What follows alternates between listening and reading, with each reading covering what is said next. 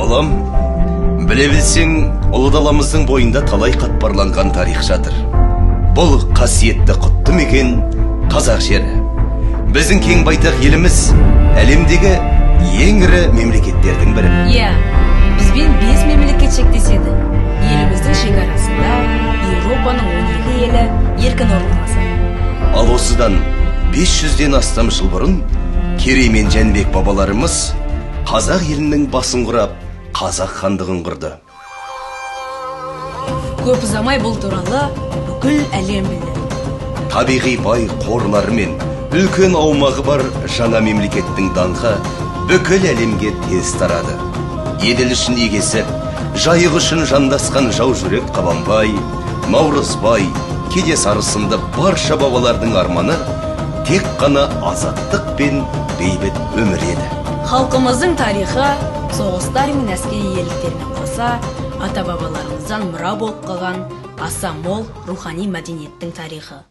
Ұлы дәуір дүниеге ұлы адамдарды, шығыстың ұлы ұстазы Әл-Фараби, Құрманғазының орасан зор ғажайып күйлері, Мағжанның жүрек тебірентерлік мөп-мөлдір асыл лирикасы, Шоханның барша әлемді таңғалдырған жаңалықтары, Ұлы Абайдың түпсіз терең толғаулары сияқты осынша мол рухани қазыналарды берген.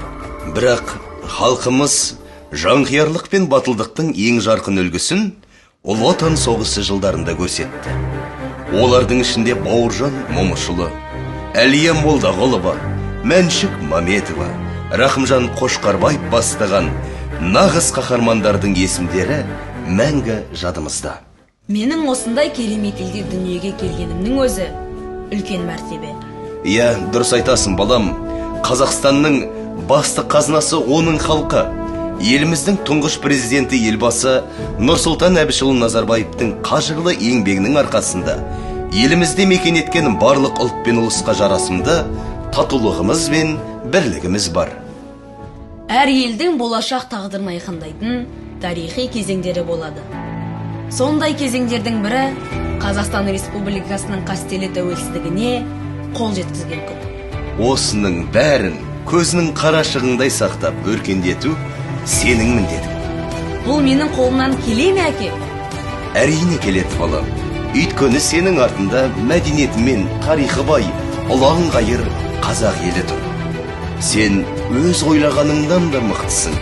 Айбынды бол, төл тарихыңды ұмытпа. Батыр бабаларымыздың есімдерін құрметте. Қазақстанның болашақ тарихы, туған еліңнің болашағы, сенің болашағың тек сенің қолыңда.